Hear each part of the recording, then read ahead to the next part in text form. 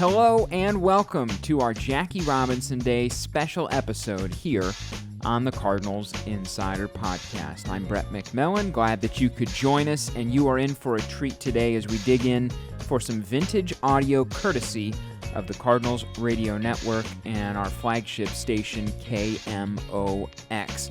Appreciate them making this audio available to us, and what it is Jackie Robinson appearing on KMOX Radio on Halloween Day, 1962.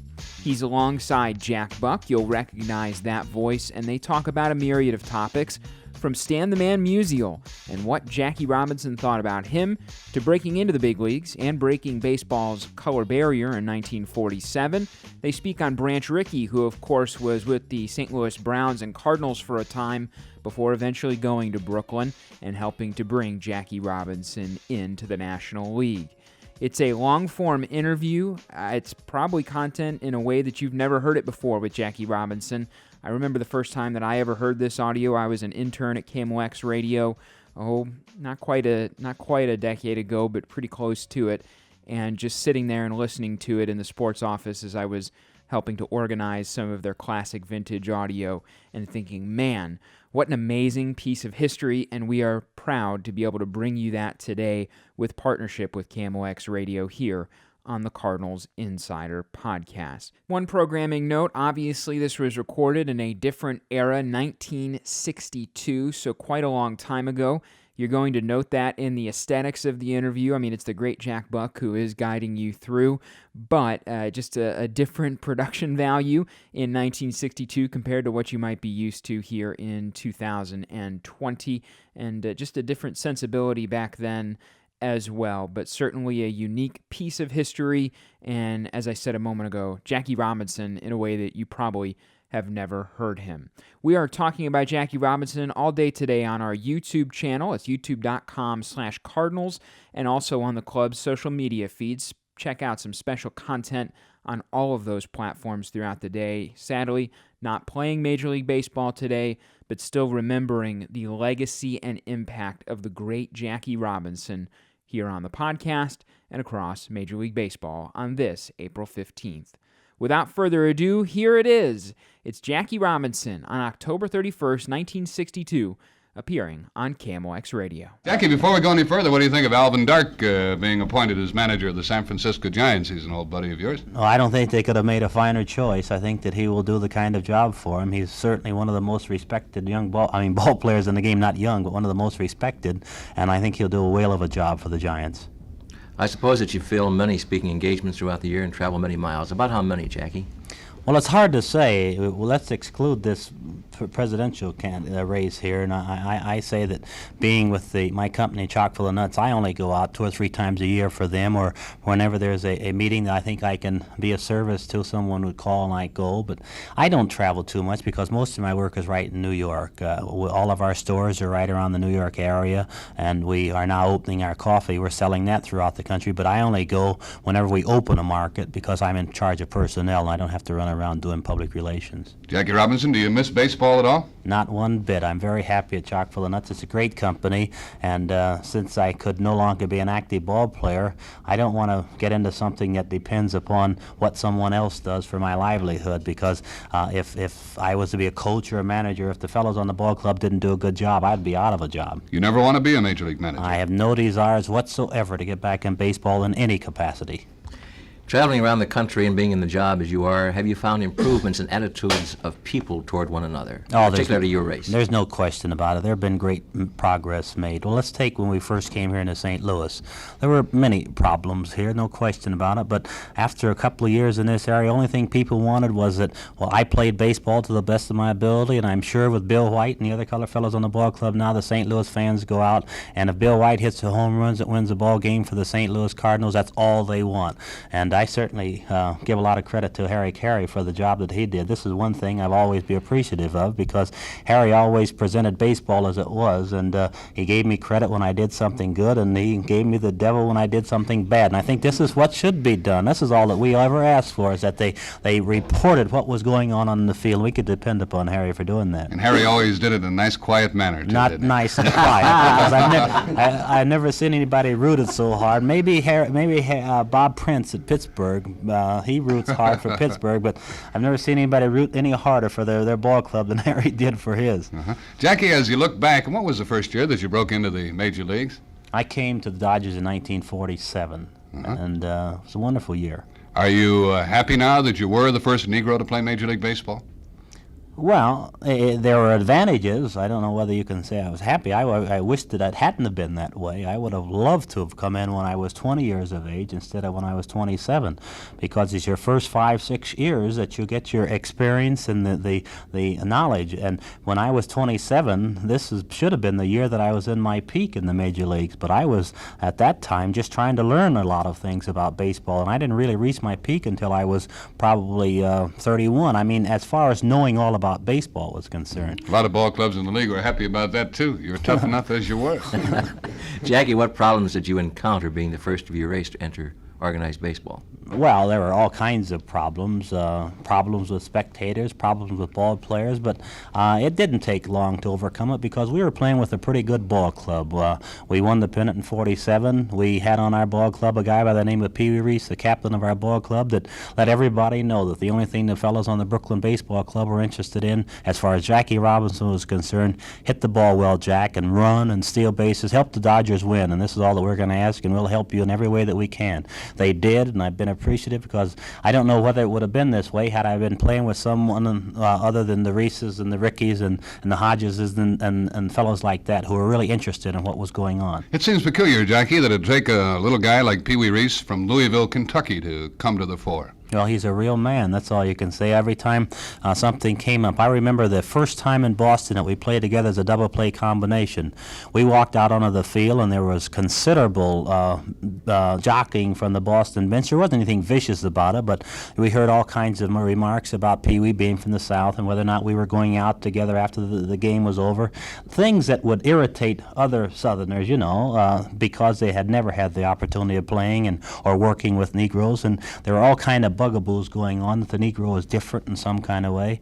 So Reese listened to it for a minute or so, and he didn't even look into the dugout, walked over to my position and put his hand on my shoulder, said something in my ear, and immediately all of the noise stopped. He was saying to them without going through any kind of words, but his actions indicated that the only thing that he was asking was that Jackie Robinson continue to play baseball in the best manner that he could.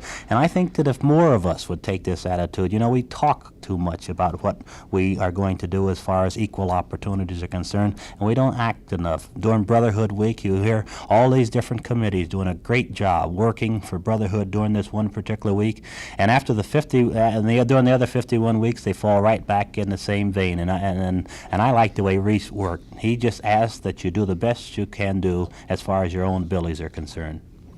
I imagine you have Mr. Branch Rickey to thank for introducing you to the major leagues. Well, I think had it not been for a man like Rickey, it could not have been a success. I remember up in Montreal, when we were running into a number of problems, I would get a call from Mr. Rickey warning me to be on the alert. This particular thing was going to happen or that was going to happen, and if it does happen, we would like for you to handle it in this particular manner. And I was amazed at the number of things that he called me about that actually came about, and so I was able in most instances to be a little bit ahead of the game. So I have Mr. Rickey to thank certainly for bringing me in, but I have him to thank for being such a wonderful man with keen foresight and ability to translate it from himself over to me, and I was very proud of working with him.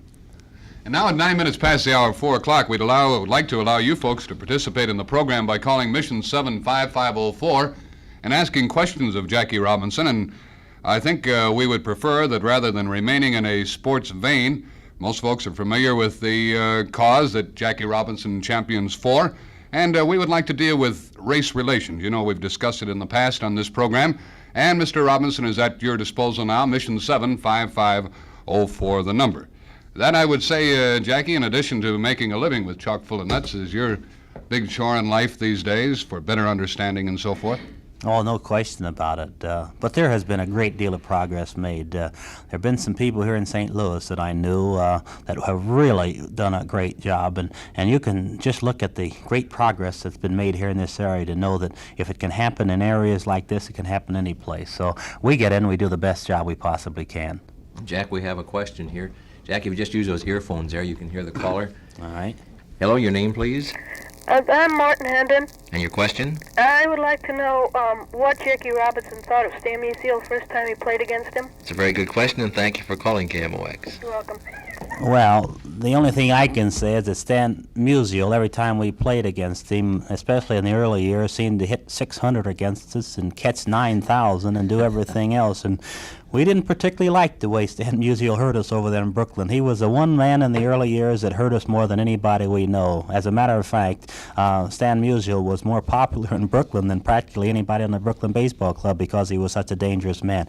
A great ball player, a very fine fellow. Everybody in baseball that knew Stan liked him very much. He always hit very well in Brooklyn, too, didn't he? Oh, hit the man wore us out. Jackie, would you say that baseball and the including of Negro ball players on Major League rosters has done as much as anything to improve race relations in this country? Oh, yes, but I think the credit ought to go to the people in the stands, you know, because, as I pointed out earlier, the only thing they want is that their ball players go out and win for their particular city. They have tremendous pride in the fact that the St. Louis Cardinals are representing St. Louis, and if they can win, the fans are the ones that get the biggest kick out of it. So therefore, I think it's the fans that have been as much responsible for it as anything else. They have really accepted this particular thing, and I think people seeing the way baseball has done, the job that it has done, they feel it can be done in other areas also. Hello, would you care to give your name? Beverly Holloman. And your question? I would like to know how does Jackie feel about the sittings that are being held in the strongly southern states. All right, let's find out from him, and thank you for calling KMOX. How I feel about the sit-ins? Mm-hmm. Well, every time I read about these youngsters, my chest jumps out about 4 or 5 feet. These kids are doing a fantastic job. I'm proud of the job they're doing. I want to help them any way they possibly can, because the job that they've done since February is more, as far as race relations are concerned, is better than many of the things that have been done in all the years in the past. I, as an individual, sanction them. I support them. I'll do anything I can to encourage the kids to continue, because it's a little difficult for adults to look at youngsters who are well-dressed, well-mannered, who know what they want, and to create the kinds of disturbances that perhaps we'd run into if they were adults. I'm proud of our kids, and I congratulate them. I think they've been not only a credit to the Negro, but I think they've been a tremendous credit to America, because, let's face it, this world is made up of 4/5 colored people. And whenever events like the sit-ins come about, whenever we solve the problems like we have in just a short time ago, the Attorney General announced that over 112 cities had announced there'd be no more discrimination in these areas where the sit-ins were involved. So I say that they've made a great contribution to our country, because what happens here is going to determine whether or not we win or lose the new emerging nations in Africa and also the colored nations throughout the world. So they are deserving, in my opinion, of a great deal of applause. Jackie, did you say 4/5 of the world's population is made up of colored people? That's correct, 4/5. I used to say 2/3, but I was corrected and said that it's 4/5 now, and this thing should be taken into consideration. And when we have a man like Khrushchev coming into America, pointing his finger and telling us we have no right to be critical of Russia or any other country when we have a problem like we have in this country. And the thing that I'm so proud about is that Mr. Nixon went down south and spoke about this thing and pointed his finger at Khrushchev and says that we cannot afford to allow a man like this to point his finger at us. We must eliminate the cause. And the cause is, in this country, the discrimination practices that we face day in and day out. Well, this certainly is a unique time in baseball history and in world history, for that matter. And the Cardinals would really like to thank medical professionals and first responders on the front lines fighting the spread of COVID-19. We appreciate your efforts, and all of us want to do our part to help flatten the curve too. That's why we've created Cardinals.com/support, a resource to give support, get support, and to learn about what you can do to make a difference in this fight. Again, that's Cardinals.com/support. We're all in this together. And now, we head back to our classic audio podcast, Jackie Robinson, on KMOX. And your question? What was the toughest pitcher, or one of the toughest pitchers that he came up against during his baseball career? Let's find out from Jackie, and thank you for calling KMOX. We're back to baseball again, and the party wanted to know the toughest pitcher or one of the toughest pitchers you came up against in your baseball career. Well, there was a right-hander over in Cincinnati, Ohio, by the name of Ewell Blackwell, and you'll remember Ewell. Ewell was a man that looked to a right-hander like he was falling out of a tree. I see Harry's laughing. He remembers these right-handers didn't want to stay in the batter's box when Ewell Blackwell threw. He not only threw from almost at third base, but he was quick. He had a good curveball, and actually we were kind of afraid to hit against him, so I nominate Ewell Blackwell as the toughest pitcher I've had to face. Some others that you can name, Jackie? Well, then I would have to go to the American League and pick Allie Reynolds. I remember a World Series game we played against that fellow. Of course, I don't know, with me it looked like he was throwing a pea at me. I didn't swing at the bat, I think 3 times that I went up there. He threw such small balls that I thought there was something wrong with it. So I go from Allie Reynolds to, from Ewell Blackwell to Allie Reynolds, and I could name a host of very tough pitchers, but I would be excluding certainly a lot of them that have been good. I think it depended, and we can talk to people in sports on how well you are hitting at the time when you're facing him. If Ewell was throwing hard and I was hitting well, it wouldn't make a great deal of difference. We would hit him, but if we were in some kind of slump, it wouldn't make any difference who was throwing. Those good pitchers kept your lifetime average down to 340 what? No, not me. I'm way below that. I'm down to 310. Terrible. Your question? I would like to ask Mr. Robinson if he's seen our redevelopment area down on Market Street and ask him what he thinks of this. I'm very proud of our city because of this. Let's find out how Jackie feels about it, and thank you for calling KMOX. Thank you. Have you noticed any of our redevelopment area here, Jackie? She wants to know how you feel about it. I haven't been into St. Louis for any length of time since I was here in 1956. I have not seen the redevelopment area here in St. Louis, but I've seen it in other cities, and I think this is the finest thing that happened because this is where you have your problems, where you have your slums, and you have people who don't want to go home because of the housing conditions that they're living under. These cause all kinds of problems as far as delinquency are concerned, and I believe that if you clear up in slum areas like she is talking about here in St. Louis, give people decent places to live, instead of being out in the street converting, they will be home with their parents, and you'll have less and less delinquency if you give them decent housing, you give them decent accommodation, decent places to play, and you give them something to look forward to, some kind of encouragement. So I think that in every area where we have slum clearance or you have redevelopment projects, every person in St. Louis and any other city ought to be proud of them. Hope you are enjoying this vintage audio podcast of Jackie Robinson on KMOX. We want to just pause and take a moment to thank On the Run. They've been a great partner in supporting Jackie Robinson Day, and we appreciate their commitment to highlighting the character and values that make Jackie's legacy so special to all of us. For updates from On the Run, you can check out their website, ontherunstl.com. Back at it, Jackie Robinson on KMOX, and you're hearing it here on the Cardinals Insider Podcast. Hello, your name, please? Lyda Lockhart. And your question? I wanted to ask Mr. Robinson, do he believe that the Reverend Martin Luther King was locked up on account of running the stop sign, or was he locked up because of the fight that he put on for the Negro race? Let's find out from Jackie, and thank you for calling KMOX. Well, Miss Lockhart, there can be no question in my mind that a man would not be sentenced to 4 months in jail because he didn't have a Georgia license. In my opinion, they're trying to stop Dr. Martin Luther King, a man who has suffered so much for the good of his people. And I, for one, admire him for the tremendous job that he's done, and I think that the people throughout the world admire Dr. Martin Luther King for the job that he's done also. Now, in my opinion, it was done for other reason, and as a matter of fact, it could be, well, I won't go into politics again either, but they're making a martyr of this man, and I think Dr. Martin Luther King is deserving of this. He's a tremendously fine man, one that I'm very proud to know. Hello, would you care to give your name? This is Wayne. And your question? What I'd like to ask Jackie is this.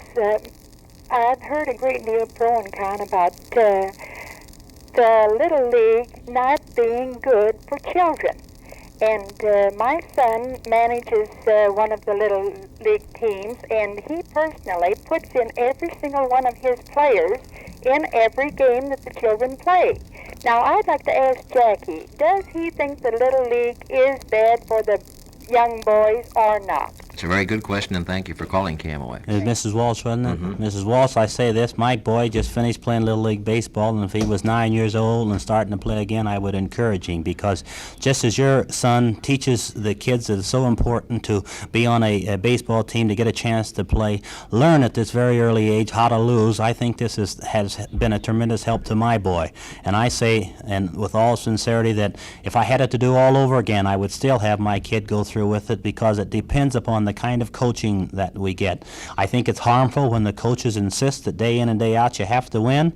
I think it's wrong when parents will say to children, unless you get a hit this time, you don't get your dessert tonight, or if you hit a home run, I'll buy you a bicycle, or that kind of thing. This is where they are hurt.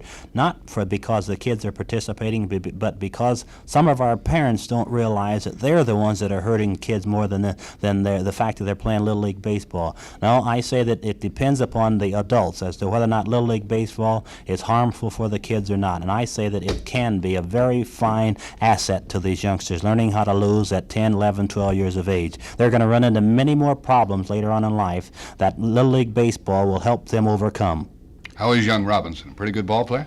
Well, he looks like he can do a good job. Mr. Rickey says that what you need is to be able to throw, run, and hit with power, and he's able to do all of those things. Whether or not he can go as far in the major leagues, another thing, because there are so many youngsters around with the same kind of ability, and it's going to take a lot of luck for him to make it in baseball, just like it will be for any other person that wants to make it. Jackie, don't you feel that with the addition of 4 new major league teams, it's going to give many members of your race an opportunity, too, to play? Not only my race, it's going to give opportunities to all kids here in this country, because I think this thing is going to level off. Only 10% of the kids that are going to go in the major leagues will be Negroes, depending upon the size of the population. I don't think race is going to have anything to do with it, frankly. I think it's going to depend upon ability, and thank goodness our country is going in that direction. Ability is what counts day in and day out, and I'm proud to see the kind of progress that we're making. Hello, would you care to give your name? I'd rather not. All right, your question. I'd like to ask Mr. Robinson how the Negro race in general and what is being applied to them being a little bit more tolerant. After all, it is a difficult problem for both races, and we have to accept, we have to integrate with them. I think that the strain is more on us than on the Negro race, and I'd like to know what is being taught, or how the Negro is being tolerant to this. Let's find out from Jackie, and thank you for calling KMOX. See, I don't really understand what she wants here. Now, she wants to know, doesn't intolerance come from the Negro race, too, not only from white folks, but from the Negroes, too? Are they intolerant of white people? Well, I don't think so, frankly. All I think that we Negroes are after is equal opportunities. And when I think she hinted something about that we have to be a bit more patient, that the things are going to work themselves out. To me, this is what she says. We have to understand that they, too, have a problem here, and we have to understand that they have to readjust their own lives. And the Negro has to be patient as far as getting into schools and to getting to equal opportunities. And I just like to say to her that it seems to me that, I guess it's almost 100 years since the Emancipation Proclamation, and there have been so many promises. And when I was out in Pasadena, California, I used to be told when I was going out to use the swimming pool that, just be a little bit more tolerant, be patient. The day will come when Negroes can use the swimming pool out there more than once a week. Or when I went down to the YMCA and was told that Negroes can use these facilities one night a week, but you just be patient, be tolerant. That day will come when Negroes can use facilities on the same basis as the white person. This was almost 30 years ago, and very frankly, I think the Negro has become a bit tired of being patient about these things. We only look for what is guaranteed every American citizen according to the Constitution of the United States. We're not asking for any special treatments. We know very well that this is a problem, and when the Supreme Court's decision was announced in 1954, it was the NAACP who first made the announcement that we recognize that this is a tremendous problem, and we only hope that people in different areas where they do have these problems would make a start, and we are perfectly willing to have this thing worked out. But there's been so little done since 1954, that the Negro has to worry about what's going to happen to his kids. Yes, we understand your problem and we appreciate it, but I just hope that you will understand our problem and appreciate it. We too have children, and we know that whenever they go to a segregated school, whether the facilities are as good as the integrated schools, there is a barrier there, and it makes our kids feel that perhaps they are not as good as the others, and I don't think it's fair that this thing continues. But we do understand the problem, but only thing we hope is that all Negroes and all white Americans who are tremendously interested in their country know and understand that this is a problem for both people, but we've got to work together to eliminate it. Hello, your name, please? Joe Tallow. Your question? Well, I'd like to ask Jackie Robinson on discrimination. Now, if the colored people expect to end discrimination and expect us to help them, how can they expect us when they place so much distrust in us? They carry guns and knives, and they scare the white people half to death. Let's find out how he feels about this, and thank you for calling. All right. Sir, I'm sorry. We already cut off the air, so thank you for calling. Go ahead, Jackie, with regard to carrying weapons. Well, this to me is something that continues to crop up.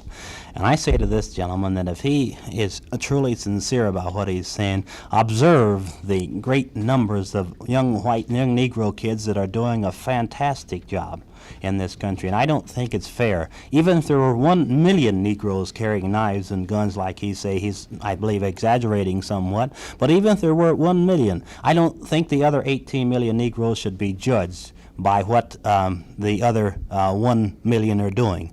I just read in the newspaper a short time ago about they just captured a man that killed Coors or whatever his name out in Utah, wherever the area was. I read about the white person who bombed an airplane and killed a great number of people. Day in and day out, I read in the papers about white people that are committing crimes, white people that are carrying guns. There are good and bad in every race, and it's unfair for you or anybody else to condemn a whole race because 1, 2, or 1 million of them are doing something wrong. We must look at the individual here in this country. We in America are a race that we look at the individual achievement, or we're supposed to. And until the persons in this country do recognize that there are good, there are bad in each and every race, we can't expect too much progress. So I say to you, sir, that even though there may be Negroes carrying guns, sometimes I get scared too, and I see white people too. It isn't a matter of skin coloring. I think it depends on the individual. So you can't just say that Negroes carry knives and guns and things like that. You go in and look at jail. I just was on the parole board, and I had white people from Connecticut who came before me to get out too, just as there were Negroes. So you can't blame it all on the Negro. Jackie Robinson, as busy as you are, we don't feel badly about imposing on your time because I know you never did have any trouble getting from one base to another. No, not at all, Jack. And thank you very much for your visit here this afternoon. Well, it's a pleasure, and I want to say to your audience, I appreciate the kinds of questions that they sent in. You must have an interesting 2-hour session here. Is this a daily thing? Yes, it is. 1 hour of each day we give over to something of this sort. We cover every phase of living and life, and we have a lot of fun on the program. Well, I'm sure you do, and I appreciate your giving me the time to be on, and I hope that your listeners understand my feelings on this thing. I was told a short time ago that I have no right to protest about what's going on here. They pointed out the fact that Jackie Robinson, Negro, has been given a job in baseball by the white man, a job at Chock full of nuts by the white man, a job that millions of Caucasians are envious of. I sat down and answered this letter, but just by saying that it's true that I've been very fortunate here in this country, and there's no question about the advantages I have. But as an American Negro, and people implying that I have made, I can say to everyone here in St. Louis that I don't know of one Negro here in this country that has it made until the most underprivileged Negro in this country has it made. Therefore, we must protest until all phases of discrimination are eliminated here in this country. You're no longer worried about Jackie Robinson? No longer worried about. I have 3 children growing up that might not be as lucky as I've been. Thank you, Jackie. Thank you. Tonight, Jackie Robinson will speak at a meeting at the Hughes Quinn Junior High School, 7 o'clock, 10th and Broadway in East St. Louis. Jackie Robinson, our guest on the sounding board this afternoon. I told you, didn't I? Jackie Robinson in a way that I bet you've never heard him before. You heard it here on the Cardinals Insider Podcast. Unique baseball history, that truly is a word that can get overused sometimes, unique, but I think that it's the perfect way to classify what we've just heard. Jack Buck and Jackie Robinson talking baseball, talking life, here on the Cardinals Insider Podcast. We appreciate you joining us for this special episode today. A reminder that we do this every week during the baseball season, and we intend to do that when baseball restarts, whenever that might be. You simply will want to subscribe on iTunes, Spotify, Podbean, wherever you listen. I believe we're in the Google Play Store. Anywhere that you get your podcast, you can check out the Cardinals Insider Podcast. We also have a playlist on YouTube. You can head over there, check that out, see our Jackie Robinson Day content on social media and on YouTube as well. We'll continue to do these episodes sporadically while we're all staying at home and teleworking. But for now, we say goodbye. We hope that you have a great rest of your April 15th, that you enjoy your Jackie Robinson Day. It's been a pleasure to be with you. My name is Brett McMillan. This has been the Cardinals Insider Podcast.